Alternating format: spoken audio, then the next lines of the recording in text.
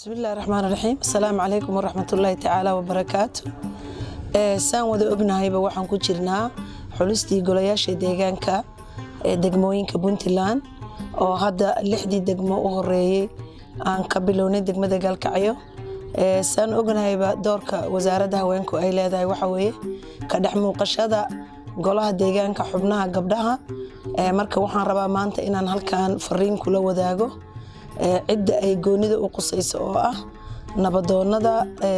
Puntland gaar ahaan nabadoonnada gobolka Mudug gaar ahaan nabadoonnada leh muxuu ahaa maanta xubnaha golaha deegaanka waxaan ka codsanaynaa in gabdhaha la tixgeliyo laga qayb geliyo dawladnimada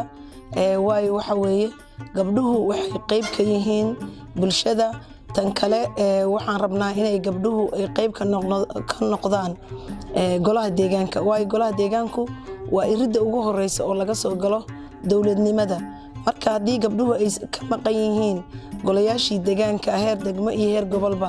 waxay noqonaysaa taas inaan dawladnimo sax jirin sababta aan taas u leenahayna waxay tahay asaasiyaadka dhabta ah humanitarianka ama qoyska waxa inta badan laga weydiinayo ama la rabo in discussionka lagala sameeyo waxay noqonaysaa haweenka sababta aan taas u leeyahay waxay tahay hadii la rabo degmo in la hormariyo cidda kaliya oo la rabo inay xubno ka noqoto waa gabdhihii golaha deegaanka xubnaha golaha deegaanka kamid noqosho kaliya maaha waa inay gabdhuhu ka muuqdaan golaha deegaanka xubnaha joogtada xubnaha fulinta ah waa inay gabdhuhu xataa haday aqoonteeda buuxin karaan ay isu soo sharaxaan inay kamid noqdaan inay gabdhuhu ama maayar ku xigeen ay noqon karaan marka sidaas mar labaad iyo mar saddexaad waxaan ka codsanayaa cuqaasha nabadoonnada reer Mudug inayna garab istaagaan gabdhaha maanta diyaarka ah ee golaha diyaarka u ah oo taagan waxay kamid yihiin bulshada reer Puntland waxay kamid yihiin dadka ay mas'uuliyiinta u yihiin ay wax u qaybiyaan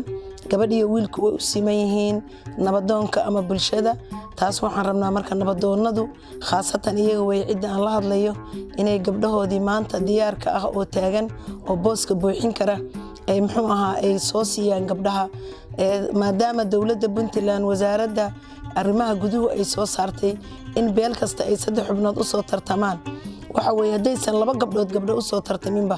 hadii gabari ay xubinta saddexaad ay tahay waxaan rajaynaynaa gabar maaha gabadhu waa gabadhii aqoonteedii iyo kartideeda iyo ku buuxin karta u soo istaaga xubinta u soo istaagtay aad ayaan u rajaynaynaa aad ayaan u danaynaynaa waa wax ay tahay macnaha in dawladnimadu ay noqoto